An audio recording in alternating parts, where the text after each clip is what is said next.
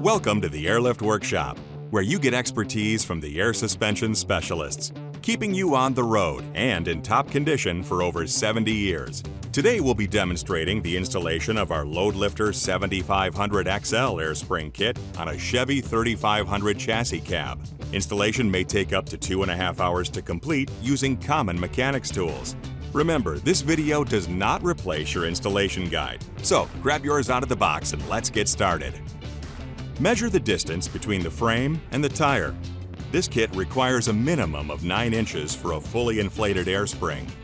This kit also requires that the body above the axle be at least 1.75 inches in height above the frame.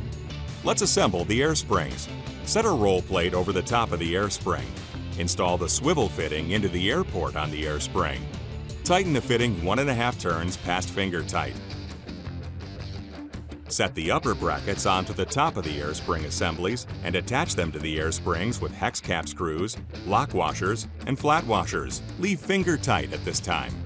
Flip the assemblies over and set a roll plate and lower bracket onto the bottom of the air spring, making sure that the slot in the lower bracket aligns with the slots on the upper bracket. Attach to the air spring with hex cap screws, lock washers, and flat washers. Center the air spring in the slots and torque the lower bracket hardware to 20 pound-feet.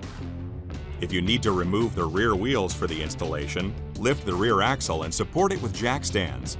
Remove the rear wheels and set them aside. Set the air spring assemblies on the leaf springs over the axle and push the driver's side assembly back on the leaf springs as far back as possible so that the lower bracket meets the front of the leaf spring assembly upper spring retainers. With the upper bracket in position, mark one hole location, center punch the mark, and drill a 7/16 inch hole through the frame on both sides. Set the U-bolts into position under the overload leaf springs and set the assemblies back into position, making sure the U-bolts go through the lower bracket mounting holes. Cap the U-bolts with flat washers and nylon lock nuts, evenly torqued to 16 pound-feet. Insert the hex flange bolts through the upper brackets and frame, and cap with a large flat washer and nylon lock nut. Snug the hardware only at this point. Install the remaining hardware and torque all upper brackets to the frame hardware to 70 pound-feet. Push the upper air spring inward or outward in the upper bracket slot to align the air spring perpendicular to the brackets, and torque the air spring mounting hardware to 20 pound-feet. If the wheels were removed, reinstall them and torque the wheel nuts to factory specifications. To install the air lines, begin by choosing locations for the Schrader valves. The nylon air lines are routed from the Schrader valves to the air springs. It's recommended that the air line be routed along the top of the frame and then down to the fitting, leaving about 2 inches of slack. Cut to length, making clean, square cuts with a razor blade or hose cutter. After cutting the air line to length, insert it into the fitting.